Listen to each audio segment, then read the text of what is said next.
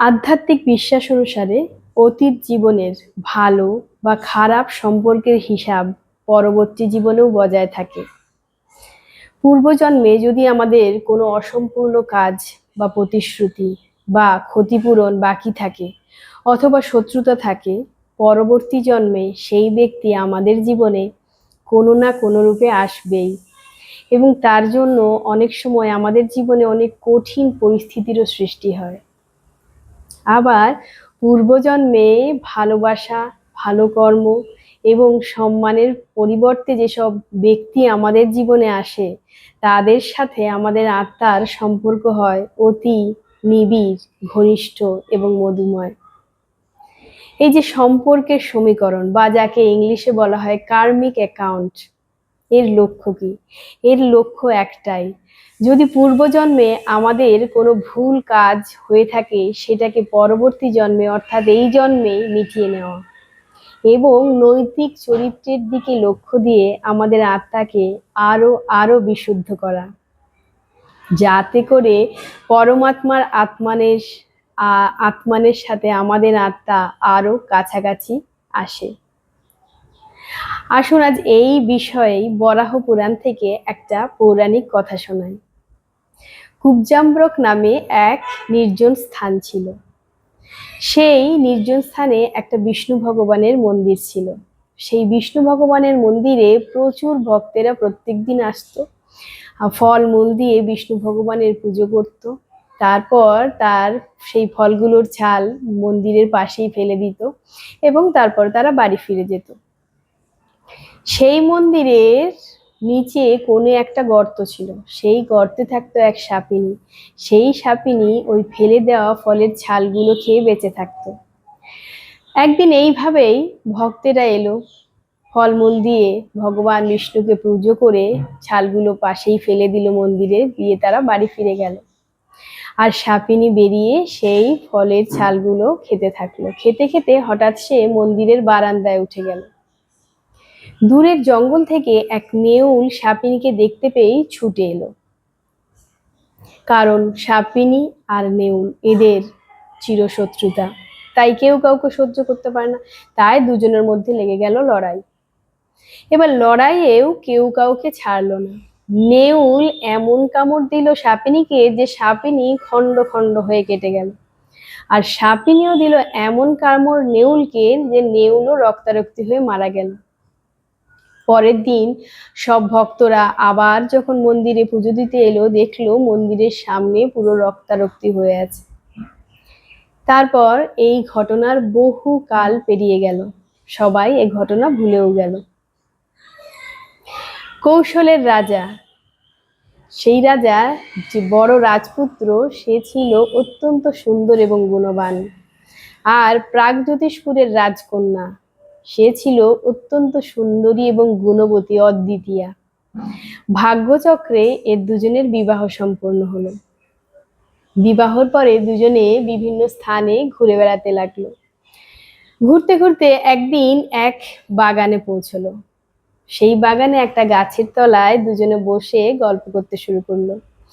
গল্প করতে করতে হঠাৎ দেখলো একটা সাপ রাস্তা দিয়ে যাচ্ছে। সাথে সাথে রাজপুত্র দেখতে পেয়ে লাফিয়ে উঠলো, আর একটা পাথর নিয়ে সেই সাপকে মারতে উদ্ধত হলো।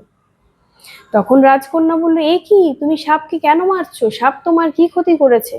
তখন রাজপুত্র বলল, ক্ষতি করেছে মানে? সাপ হলো হিংস্র প্রাণী, দেখলেই মেরে ফেলতে হবে, কারণ যদি একবার কামড়ায় তাহলে আর রক্ষে হবে না। তখন রাজকন্যা বলল, কিন্তু ও তো তোমাকে কামড়াচ্ছে না, কেন মারছো? তখন রাজপুত্র কোনো কথা না শুনেই পাথর দিয়ে সাপের মাথাটা থেতলে দিল। সাপটা মারা গেল। তখন রাজকন্যা ভীষণ রেগে গেল, রেগে গিয়ে উল্টো দিকে মুখ ঘুরিয়ে বসে থাকলো। হঠাৎ দেখলো জঙ্গল থেকে একটা নেউল বেরিয়ে ছুটছে। তখন রাজকন্যা কি করলো, একটা পাথর হাতে নিয়েই ছুটতে উদ্ধত হলো। তখন রাজপুত্র বলছে, এ কি করছো, তুমি কেন নেউলটাকে মারছো? নেউল তো তোমার কোনো ক্ষতি করেনি। তখন রাজকন্যা কোনো কথা না বলেই পাথরটা নেউলের দিকে ছুড়ে দিল, আর নেউলটা মারা গেল। এরপরেই রাজপুত্র আর রাজকন্যার মধ্যে বিবাদ বেঁধে গেল। রাজপুত্র বলল, কেন তুমি নেউলটাকে মারলে? তখন রাজকন্যা বলল, আমি যখন বলেছিলাম কেন সাপটাকে মারছো, ও তো তোমায় কিছু করেনি, তখন তুমিও তো আমার কথা শোনোনি। এই বলে দুজনের মধ্যে বেঁধে গেল ঘোর বিবাদ। রাজপুত্র বলল, আমি হলাম হবু রাজা এখানকার, আমাকে তুমি নীতিজ্ঞান শেখাবে? আমি যেটা করেছি ঠিক করেছি। তখন রাজকন্যা বলল, আর আমার স্বামী যদি স্ত্রীর কথা না শোনে, স্ত্রীকে অপমান করে, তাহলে সেই স্বামীর কথাই বা আমি কেন শুনবো? এবার বিবাদ চলতেই থাকলো। তারপর এমন ঘোর বিবাদ হলো যে দুজনের কথা বন্ধ হয়ে গেল। দুজনে আলাদা আলাদা ভাবে রাজপ্রাসাদে পৌঁছলো। দুজনের কথা বন্ধ, দুজনের শয্যার ঘরও আলাদা আলাদা হয়ে গেল। এইভাবে দিনের পর দিন চলতে লাগলো। রাজপ্রাসাদে সবাই জানতে পারলো যে কিছু একটা ঘটনা হয়েছে রাজপুত্র আর রাজকন্যার মধ্যে, কিন্তু কি কারণে যে এই বিবাদ বা এই রকম দুজনে দুজনের সাথে কথা বলছে না, সেটা কেউ জানতো না। যখন অনেক দিন পেরিয়ে গেল, তখন রাজা ভাবলেন, না, একবার জিজ্ঞেস করা দরকার। তাই কৌশলের রাজা রাজপুত্র এবং রাজকন্যাকে ডেকে পাঠালেন। ডেকে জিজ্ঞেস করলেন, কি হয়েছে তোমাদের? কেন তোমরা দুজনের কথা বন্ধ করেছো? কেন তোমরা আলাদা আলাদা থাকো? তোমাদের মধ্যে তো এখন ভালোবাসার সম্পর্ক হওয়া উচিত, তোমরা দুজনেই এত সুন্দর, এত গুণবান। তখন রাজপুত্র সব ঘটনা তার বাবাকে খুলে বলল। তখন কৌশলের রাজা শুনে হাসতে শুরু করলেন। বললেন, এই সামান্য ব্যাপারে তোমাদের মধ্যে কথাবার্তাও বন্ধ হয়ে গেছে, দুজনের এত রাগ? এটার কোনো কারণ নেই। তখন আবার রাজার সামনে দুজনের মধ্যে বিবাদ শুরু হয়ে গেল। রাজপুত্র বলল, আমার কথা শোনা উচিত, আমি স্বামী। আর রাজকন্যা বলল, আমি স্ত্রী, আমার কথা যদি না শোনে আমাকে অপমান করা হবে। আবার বিবাদ শুরু হয়ে গেল। তখন রাজা ভাবলেন যে না, নিশ্চয়ই কোনো রহস্য আছে, এত সামান্য ব্যাপার নিয়ে এত বিবাদের তো হতেই পারে না। তখন রাজা রাজপুত্রকে জিজ্ঞেস করলেন, বলো, কি রহস্য রয়েছে এর পেছনে? কেন তোমাদের মধ্যে এত আক্রোশ? তখন রাজপুত্র বলল, তার জন্য আমাদের সবাইকে কুব্জাব্রকে যেতে হবে। তখন রাজা বললেন, সে তো তীর্থস্থান, সেখানে গিয়ে কি হবে? তখন রাজপুত্র বলল, সেখানে গেলেই আমি বলতে পারবো। তখন রাজা বলল, ঠিক আছে। এই বলে রাজা, রানী, রাজপুত্র, রাজকন্যা এবং কিছু লোকজন নিয়ে তারা প্রত্যেকে পৌঁছালো সেই কুব্জাম্ব্রকে তীর্থস্থানে। পৌঁছে তারা প্রথমে সবাই স্নান করলো, তারপর বিষ্ণু ভগবানের পুজো দিয়ে সবাই মন্দিরে বসলো। তখন রাজা রাজপুত্রকে জিজ্ঞেস করলেন, এবার বলো, কি ঘটনা?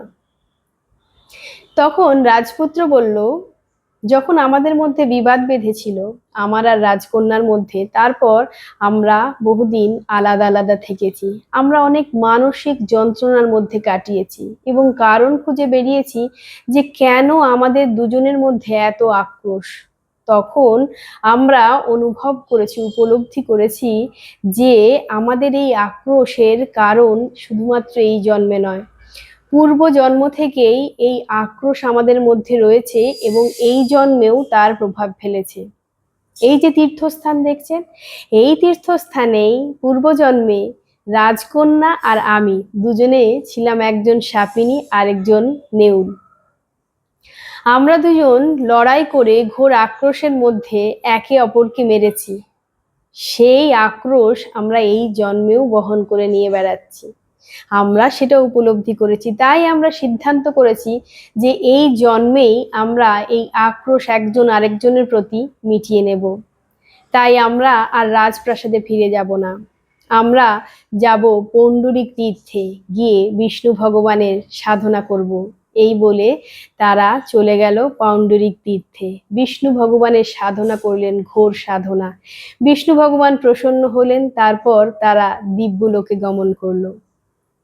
আর রাজা, রানী আর উপস্থিত সকলে এই ঘটনা শুনে অত্যন্ত চমকে গেল। ভাবলো, এ কি, এইভাবেও হয়? পূর্বজন্মের সম্পর্কের প্রভাব পরবর্তী জন্মেও বজায় থাকে? তারপর রাজা আর রানী তারাও আর রাজপ্রাসাদে ফিরে গেলেন না, তারা মায়ার তীর্থে গিয়ে বিষ্ণু ভগবানের আরাধনা করতে লাগলেন। এই ছিল আজকের পৌরাণিক কথা। এই আত্মজাগরণের কথাগুলো বহুল প্রচলিত করার জন্য, আরো মানুষের মধ্যে ছড়িয়ে দেওয়ার জন্য আমার চ্যানেলটা সাবস্ক্রাইব এবং আমার ভিডিওগুলো শেয়ার করার অনুরোধ রইল। ভগবানের কাছে প্রত্যেকের মঙ্গল কামনা করে আজকের মতো বিদায় নিচ্ছি। নমস্কার।